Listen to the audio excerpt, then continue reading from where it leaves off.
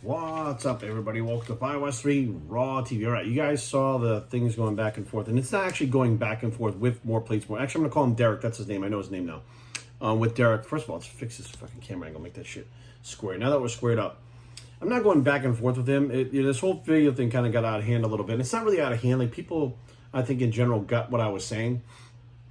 And, of course, some of his followers, these little soy boys that like to come over and fucking shoot their mouths off that know fuck all about any of this stuff. Of course, they're the ones bitching and complaining, like, I don't know fucking anything, and he doesn't. Like, that's not what it's about. So this video is about, well, Jerry, how do you know what the pros really did? Like, how do you know? Well, besides being friends with many of them that have told me and actually helped me with my cycles, which I talked about, this right here, and this right here, and this right here are something called the Milos documents. That's what I call them. Now, what this is, I'll tell you the story behind these. Back when I was living in Rhode Island, where I grew up, I had a friend of mine who was dating this pro bodybuilder. He's a pro now. I don't think he's actually actively competing anymore. But they were living together for a while they were dating. And when they split up, he left some stuff there, and she was getting ready to throw some stuff out. And when she picked up these papers, she looked at it, and she saw that it said some stuff about diet on it. Now, in these papers has an actual diet written out for contest prep. This one's for contest prep, so it's right on top. This one's off season. Specifically for these high-level pro bodybuilders by Milos himself. Now, I have actually talked to Milos through messaging, and he actually said that he wanted to come on this channel and do an interview. Right now, he's got a crazy schedule, but he's willing to come on here and do an interview, and I guarantee you he'll be open about all this shit, because he was like, thank you for telling the truth. That's what Milos actually said to me. Thank you for telling the truth about what's going on. He then, if you go to his page, he reposted the video that I put up on his own page. He reposted it, because it was the truth, okay? Now, since Milos has come out and talk about these things, these documents, now I can talk about them openly, because this is what the pros really do. This is what Milos, who was actually helping many of the pros back in the 90s, he was the guy to go to. Many of them went to him for diets, and especially the drug stuff. He was the guy with insulin. Matter of fact, this packet right here says insulin on it. It is how they use insulin. It has got 3 or 4 different types of insulin. It actually goes through, and he draws like graphs and stuff, like very detailed, like different graphs and stuff. I'll show you this real quick. It goes through very, very detailed stuff on how to use these drugs, because this was one of his competitors that he was helping. And right in here on page 6 of this off-season one, under, it's kind of outlined in an outline, D, it says clenbuterol and ormatin. Ormatin is basically Clomid. He said, I would actually take these when I'm off the steroids, and then I would only include them right before a competition, okay? Now, hang on. You might be like, well, Jerry, hang on. So down here, where he talks about steroids for competition, it says steroids. Your cycles are very good, so I wouldn't change them much. But here's what I would do. I would have 16 weeks, 4x4, meaning every 4 weeks they rotated the drugs, right? And I'll tell you right now, I have the list of drugs and how to do it. I know exactly what they fucking take. I know exactly how they do it. So it's 16 weeks of drugs, right, for the off season, okay? Then a minimum of 12 weeks off when I would use clenbuterol, ormatin, clomidine, clonidine, L-dopa, and arginine. Okay, so what these pros in the 90s, which had way better fucking conditioning, no offense, than the guys nowadays, right? Than most of the guys nowadays, not all of them, right? These guys were fucking big, they were hard, and they were taking fucking drugs. And what they would do, Milos would have them do, and all these pros, they may not have taken clenbuterol and shit in the off-season when they came off, but in the off-season, came off for a minimum of 12 fucking weeks, where they ran stuff like clenbuterol, ormatin. The ormatin obviously will bring your testosterone levels back up to normal. They weren't using HCG, they were using Clomid. Clonidine, which that's an interesting one. So that lowers blood pressure, but also releases growth hormone. When I was actually in rehab getting off heroin, they prescribed me Clonidine because your blood pressure spikes. If you take that Clonidine at nighttime, this drug, when it gets in your system, spikes your growth hormone naturally. And I mean, it fucking spikes it. It's like a side effect of it, right? So it's not really used by many bodybuilders, but because they also had things like GHB, which spiked your growth hormone levels, and now we have these peptides, these different secretagogues, and these peptides, which kind of do the same thing. But back then, this was a medical thing. It was a medicine, right? A drug that was prescribed for high blood pressure, or it was described for low, is it low blood pressure, high? It does the opposite. It either drops it or brings it up, whichever the case may be. It might be bringing it down, I think, because when you go off heroin and opiates, you're pretty fucked up. L-Dopa, which is another natural growth hormone secretagogue, right? So when you take this, it naturally increases your body's growth hormone. And arginine, which back then, they were taking large doses of arginine, which also had a whole bunch of studies behind it that said that arginine increases growth hormone levels as well. Now, the studies they did back then, arginine was given through IV infusion. So they were having to take way more of this stuff orally than was given through the IV infusion, but arginine also. So they go off and they do things naturally, and they take sometimes other drugs that are not toxic to the body, like clonidine. The clenbuterol, for me, I'm not a clen guy. I don't like the stims. I used it plenty back in the day. I never even thought about using it because it has anabolic properties as well. Like ephedrine, that has, even albuterol, salbuterol, they all have the stimulant effect. The clenbuterol is one of the only beta-2 antagonists that actually gives your body an anabolic effect. Like when women take clen, they see a great anabolic effect. What they were doing was taking the clenbuterol back then to try to stop the muscle breakdown as much as they could. They weren't trying to gain muscle, but they were trying to stop the muscle breakdown, which there's an anabolic effect, and they were trying to use it as an anti-catabolic effect back then, along with raising their growth hormone and raising their testosterone naturally using things like ormatin, or I should say clomid. But they would go off for a minimum of 12 fucking weeks. 12 weeks, minimum, 3 months. That's Milos training some of the fucking top guys ever back then, right? So we know for a fact, and if you talk to Milos right now, he'll tell you the same fucking thing. These cycles haven't changed. They haven't fucking changed at all. They're the same fucking things that the guys are doing now. Well, I mean, some of these guys blast and cruise, they don't come off, but, you know, you can tell their bodies go backwards very fast, and they don't wind up doing much better. But, again, here we have the cycles of themselves, and this is what they recommended for cycles. And I'm going to give the fucking dosages, okay? So hang on. This is not meant to treat, cure, or any kind of disease, etc. This is not medical information. I'm not suggesting anyone do this. This is something that back in the day, this is what the pros were doing. When everybody thought they were fucking taking grams and grams of gear, this is what they were doing. This is handwritten documents by him telling these guys what to do back then. Okay? This is as real as it fucking gets. Hang on. So you would start out for the first 4 weeks, they would use an androgen injectable and an androgen tablet. So they use Sustanon, 750 milligrams a week, up to 1,000 max. And Anadrol would be anywhere from 100 to 150 a day. But he actually said, I think 750 Sustanon, 100 milligrams of Anadrol, and 500 milligrams of Primobolan, because they use an anabolic injectable as well, an anabolic tablet, which was Winstrol, 30 milligrams a day. So they were using 750, these are not crazy dosages. Right now, this is like a starter cycle for someone. Top pros are using this. That was the first 4 weeks. The next 4 weeks, they switched to Sustanon to Testovirin. Dosages didn't change. Dianabol instead of Anadrol. Deca instead of Primobolan. And Oxandrolone instead of Winstrol. They swapped the drugs out every 4 weeks. Now, I can tell you from another pro, Akim Albrecht. Now, Akim was one of the first mass monsters. This guy was 280 pounds at 5'10", like in 1991 or something. This guy he was one of my idols. Like when I first saw him, I was like, I want to be that guy. Like that's how crazy he was, right? And this guy would literally be on dosages of steroids for 4 weeks, and he would take 2 off. 4 weeks, 2 off. He went on and off, on and off. This fucking guy was one of the most massive guys you've ever seen.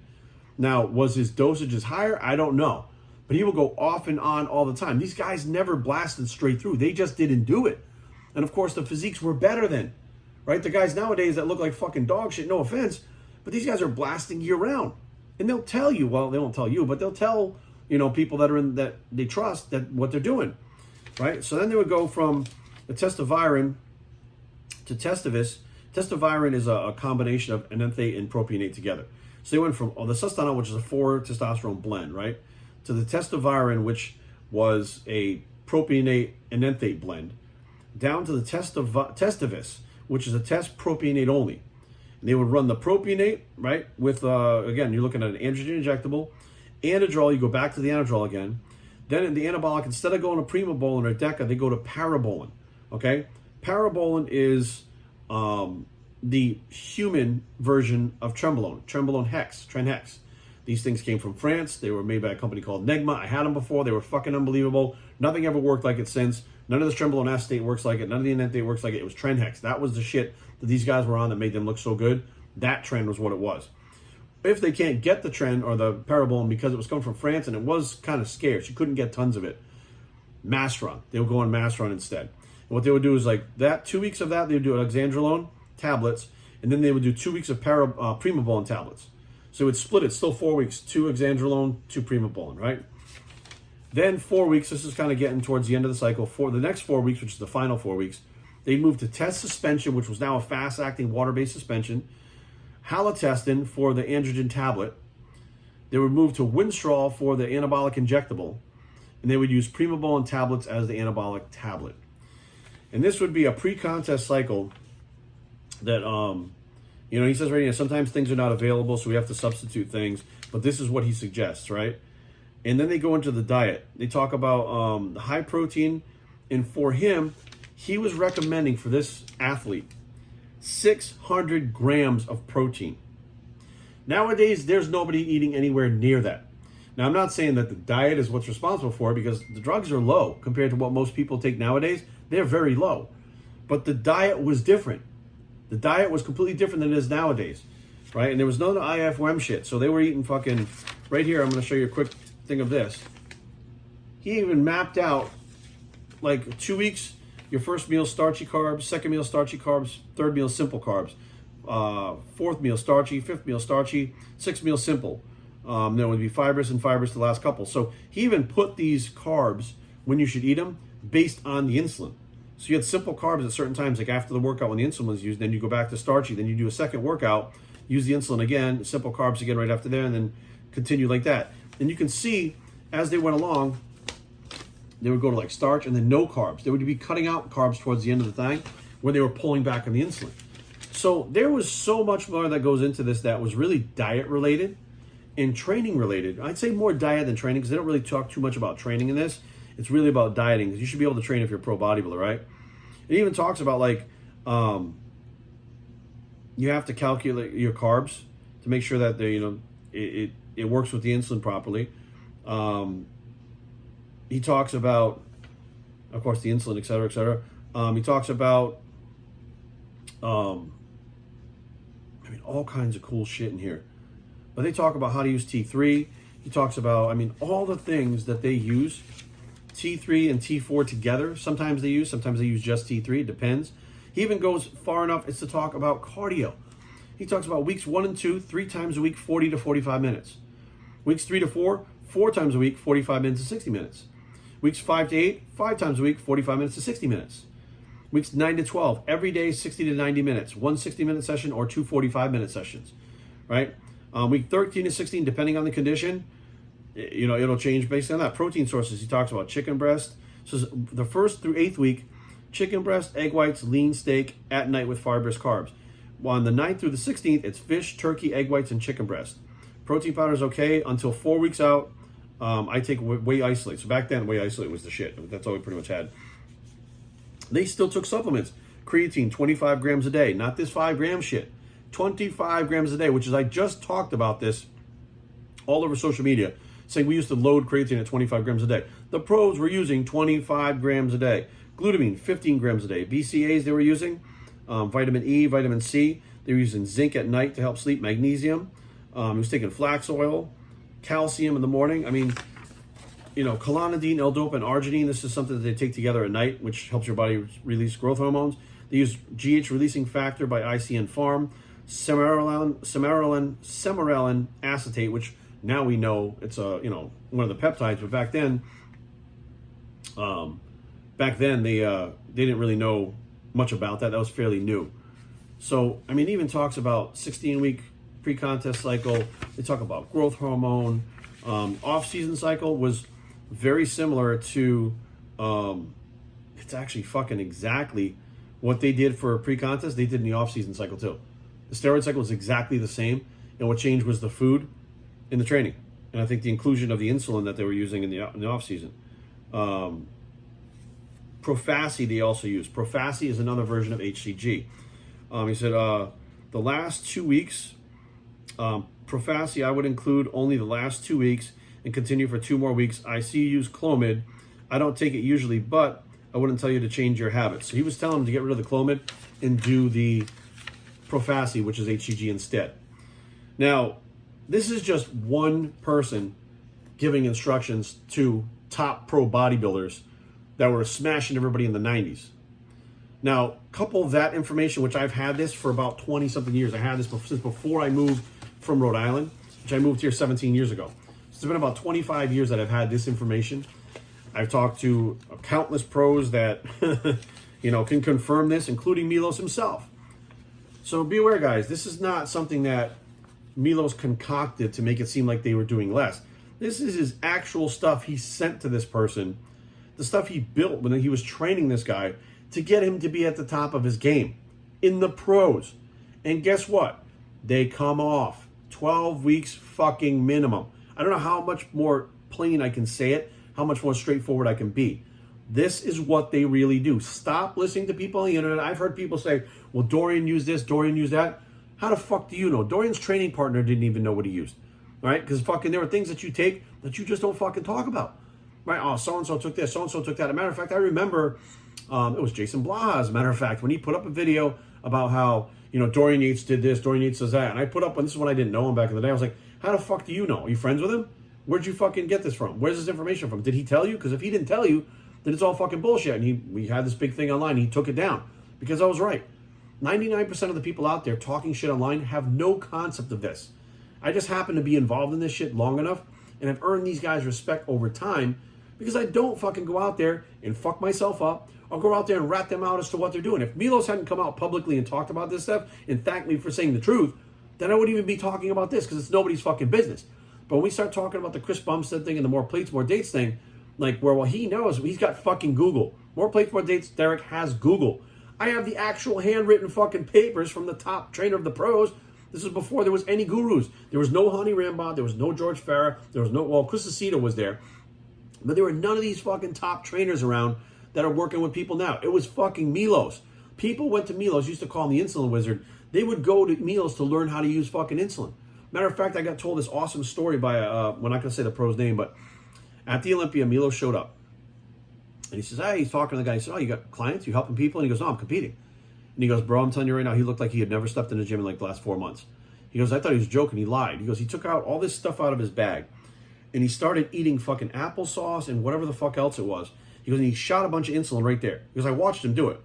He said that his buddy came out with all these fucking little vials of acetylene, which is like a sight enhancement thing.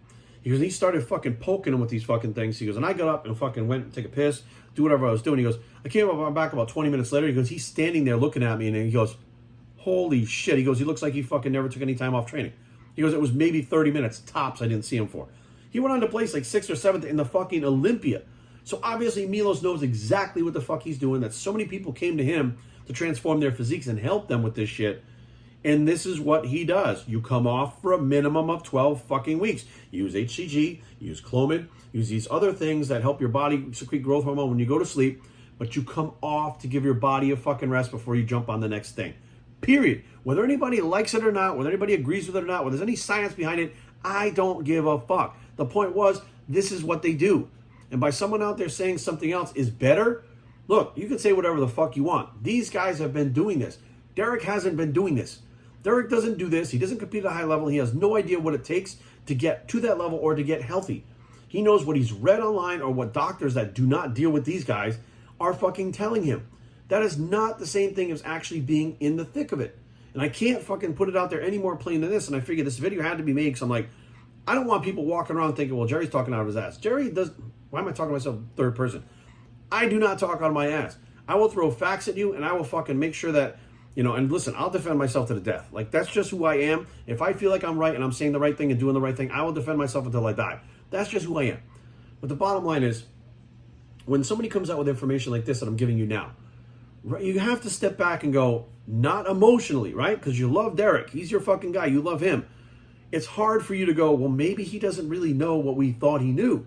Maybe he doesn't really understand what these guys are doing. I know it's hard for you to say that. I know it's hard for you to think that, because then you're going to feel like you got duped and you're following somebody that is not who you really thought they were. That's not what I'm trying to do here. What I'm trying to do is the people that follow More Plates, More Dates, that listen to him, that I do not agree with the things he's saying, and someone is going to get hurt, know the truth about what these athletes actually do. Now, whether or not Derek helps athletes, I don't fucking know. That's up to him. But these guys, the top guys, This is what they do. This is proof of it right here. I don't need to fucking say anymore. Bottom line, again, guys, here we go. You got to be careful what you listen to online. If somebody can show you proof or give you proof, then it's kind of hard to dispute that. Despite how many followers the other person has, despite how well-spoken he is, despite how much science he can spit out. Look, anybody who can fucking Google can memorize something on there and spit it out. We've seen plenty of people do that throughout the years. There's a couple guys I can think of right now. They're great with that medical shit. Can't build a fucking physique to save their life. Ian McCarthy is one of them that comes to mind. Ian, no offense, buddy. But he was one of the guys that knew all the right things to say. He knew all the data. He was a science guy. Couldn't build his own physique. Couldn't help anybody else build a physique. Did it for 3 or 4 years and failed miserably every time and fucking disappeared. Why? Because he couldn't do it. He was a fraud. No offense to Ian. I know he wanted to do it. He thought in his head he really knew, because it's one of those guys like this. Like, oh, I can fucking fly a plane. Really? You're a pilot? Well, I have a game on my fucking Xbox. Pretty much the same thing. It has a control so I can fly a plane. Get in a fucking plane after flying an Xbox and fly that fucking plane. What a fucking idiot. No, it's the same shit. People read it and they think, oh, well, I can do this because I read about it online, right? I read some actual studies, so therefore I know and I can do it. Then when you try to actually apply it, shit goes south. You fucking run and hide because you don't really know what the fuck is going on. That's what we're trying to avoid. To have people standing there giving you information that can fuck you up, fuck him up, fuck them up, that really doesn't know what the fuck they're talking about. And then someone like me comes along and says, hey, I don't want you to do this. I'm not suggesting you do this, but the guys that you're talking about, this is what they do. And people fucking melt down. It makes no sense. Everything is upside down and backwards like everything else in the world right now. But the whole point is, these guys, whether you like it or not, do a certain thing. And unless you're in the thick of it with them or you know them, you don't really know what they fucking do. Cycles change all the time, mid-cycle. You start out with something you write down. Halfway through the cycle, you're pulling shit out, putting stuff in, or maybe just adding shit into it. By the time you're done, if you look at that cycle when you started and you finished, it's drastically different. Things are changing all the time with it. So to say that you know what the pros are doing, unless they wrote it down and handed it to you like this, you don't really fucking know. BobShitChing@gmail.com. Leave comments down below, but don't fight. Busting documents and blogs so you don't know bicep unless you know. And we are